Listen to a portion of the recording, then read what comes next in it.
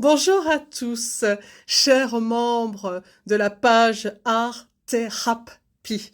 Oui, je suis Angélique Leroy, nom de plume la Marianne Joconde. Donc je suis en formation pour devenir art thérapeute et sachez que toute ma vie, j'ai dû me suradapter. Pourquoi? Parce que le système n'est pas fait pour les neuroatypiques comme moi. Alors, qu'est-ce qu'on entend par neuroatypique? Il n'y a pas vraiment de définition puisqu'il existe autant de neuroatypiques différents que ce serait difficile de faire une liste exhaustive. Alors chaque jour j'apprends aussi, hein, parce qu'il faut savoir que je n'ai pas su toujours ce que j'étais vraiment dans mon fonctionnement, dans mes apprentissages, mais en tout cas de jour en jour, à force de me renseigner et d'avoir les bonnes personnes, je comprends pourquoi mon CV a été un problème dans ma carrière. Alors c'est pas un problème de capacité, c'est justement un problème d'adaptabilité, c'est-à-dire d'écouter vos besoins pour que vous soyez bien à votre travail.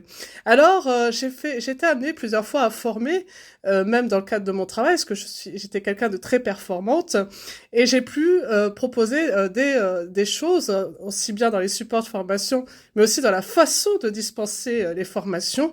Je suis une personne qui aime toucher à tout et expérimenter, et c'est vrai qu'avec le numérique, que je n'oppose pas à l'apprentissage, mais que je me dis ça ne suffit pas, il va falloir faire de la lutte. Alors le e-learning a ses limites, le e-learning ne correspond pas à tout le monde et peut être qu'une formule complémentaire, ça ne remplace pas le fait de faire. Il faut faire, pour apprendre il faut faire, il faut respecter le mécanisme de l'être humain, d'ailleurs c'est ce qu'on apprend en art-thérapie, c'est-à-dire connaître nos fonctionnements, nos différents fonctionnements. Nous partons pas du même point de départ et nous n'arrivons pas au même point d'arrivée, chacun sa progression, chacun sa façon d'apprendre.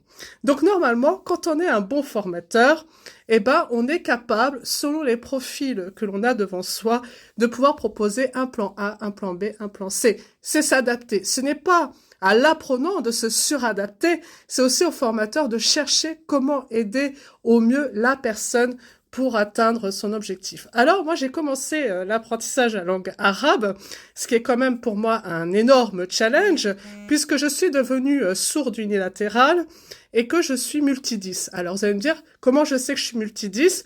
Parce que, à force de faire des recherches, et aussi à travers mes enfants, j'ai compris que j'ai eu ces troubles enfants, j'ai eu un peu de suivi, mais j'ai pas eu de dépistage, et ça expliquait aussi de nombreuses difficultés où je me suis rendu compte en étant auteur de cela. Donc, depuis que je suis autrice, depuis que je suis poétesse, j'ai fait beaucoup d'expérimentations et donc ça m'aide aussi dans ma future pratique d'art thérapeute à être vraiment au plus près des besoins des personnes où j'ai pas besoin forcément de grilles d'observation ou d'évaluation puisqu'en fin de compte ils sont souvent inadaptés puisqu'on est vraiment des atypiques euh, la plupart du temps. Donc ça se fait vraiment à la découverte, j'ai envie de dire. On va découvrir la personne et on va s'adapter à la personne.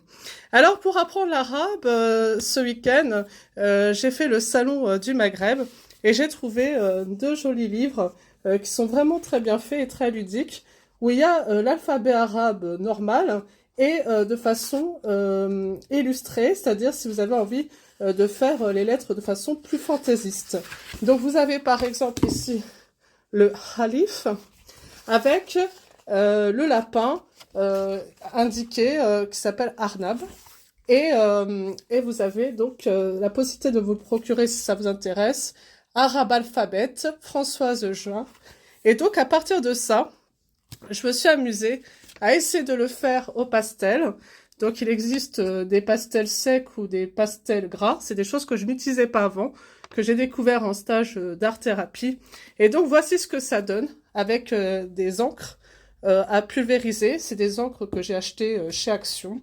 Et donc voilà, c'est une façon ludique de s'approprier un peu la calligraphie et aussi de mettre de la couleur dans ses apprentissages et toucher ses apprentissages.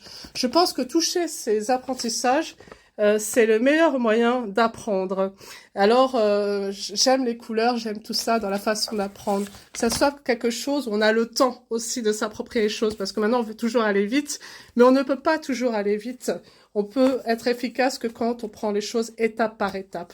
Alors, je me suis pris aussi, j'écris en arabe avec les houroufs, qui est une méthode d'écriture pour enfants. Donc, bah oui, hein, quand on est adulte, eh ben, faut se rappeler aussi qu'on a été enfant. Et donc, bah, moi qui ai eu des séances orthophonistes, et même si vous voyez très bien parler en français aujourd'hui, bah, forcément, apprendre les langues étrangères, c'est plus qu'un défi pour moi. Aussi bien dans la phonétique que dans le fait de bouger les lèvres. Et puis dans la grosseur des caractères où malheureusement on n'est pas entendu, il faut se débrouiller, il faut contourner. Alors j'apprends à compenser, alors c'est malheureux, hein. Je vous fais ça avec le trait d'humour, mais c'est pas drôle parce que tout le monde ne peut pas se défendre comme moi je me défends. Je suis une battante, je suis une personne qui réclame mes droits et qui va jusqu'au bout de mes droits. Donc ensuite le jardin du calligraphe. Donc un peu dans le même principe que les lettres, où là on va vraiment dans le voyage de la lettre, où il y a ce côté aussi très poétique que j'adore dans ce dessin. Et donc je me suis amusée aussi à faire avec du pastel et les encres ceci. Alors ça s'apparente, je trouve, à du street art fait maison. Donc je trouve que c'est sympa.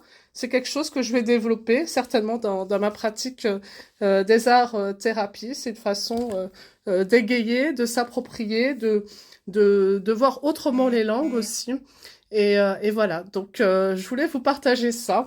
Et puis je me suis aussi procuré ces petits cahiers qu'on peut avoir à Leclerc pour les enfants avec des lignes comme ça pour pouvoir écrire. Parce que c'est pas en regardant sur l'ordinateur qu'on peut vraiment savoir comment écrire une lettre. Non, il faut un support, il faut bien voir les lignes, surtout pour les dyslexiques et les personnes qui peuvent être aussi au niveau avoir des troubles visuels.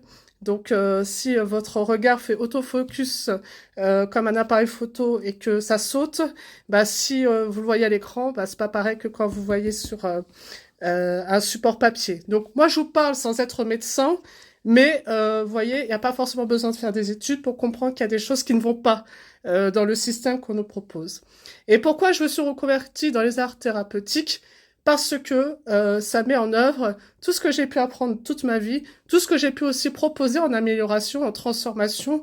Et malheureusement, bah, on est dans un système de profit où on préfère que ça ne fonctionne pas et on préfère justement se dire, bah, on laisse à la trappe un maximum de personnes pour que certains puissent s'en sortir.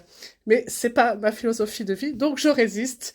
Et c'est pour ça que je vais proposer par la suite des alternatives, que je vais réfléchir sur une autre façon d'apprendre. D'ailleurs, c'était quelque chose aussi que je voulais faire, c'était être professeur des écoles, mais je n'ai pas pu. Donc, je ferai autrement, voilà, c'est-à-dire art thérapeute, artiste, poétesse, engagée et également artistique.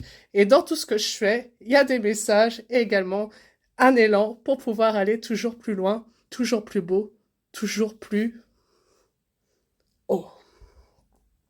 À très bientôt. Merci de votre écoute. Au revoir.